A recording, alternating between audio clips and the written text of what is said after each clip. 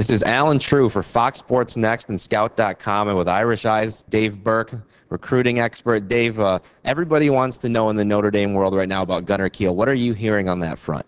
Gunnar Kiel is a young man who committed early to Indiana, was not impressed with what was going on down at IU, even though it's close to home, and made the decision to open it up. Notre Dame is back in the running right now, but we also do know Gunnar and his family has been visiting LSU, Arkansas, and Vanderbilt 2 times in the last few weeks. But the Irish are still looking strong on this one.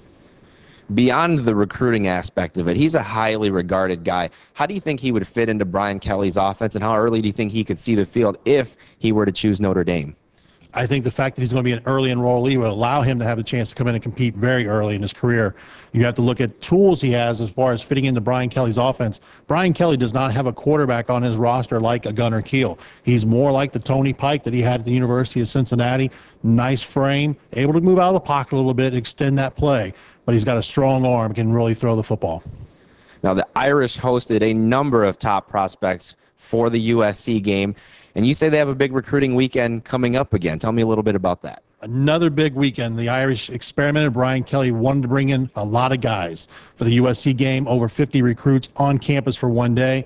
And then all of a sudden now he's got the banquet, official visits. They've been out hitting the West Coast. They're going to bring some official visits in, and they're looking to impress some people that when they come in those visits that what Notre Dame is really all about. It's not just about what you see on the field.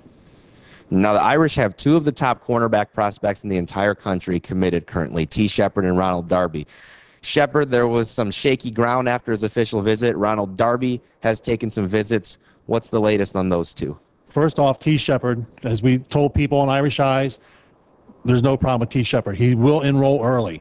He has already had his in-home visit, and everything's solid with T. Shepard being part of the Notre Dame class as an early enrollee. Then you have to look at Darby. Did visit Auburn. And that anytime you see a kid take a visit, it's that quality, you have to have concerns. But everything I'm hearing is right now, Ronald Darby will be in the Notre Dame class for this when it comes to National Signing Day.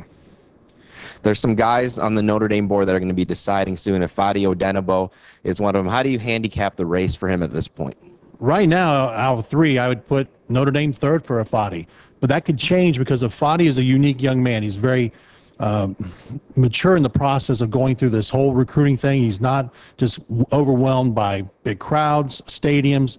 He loves tradition. He's also Catholic, family very devout Catholics, and he really knows his family would like to see him at Notre Dame, but his choices of Stanford and Northwestern are also very solid academic choices, and he's a high academic and high character kid.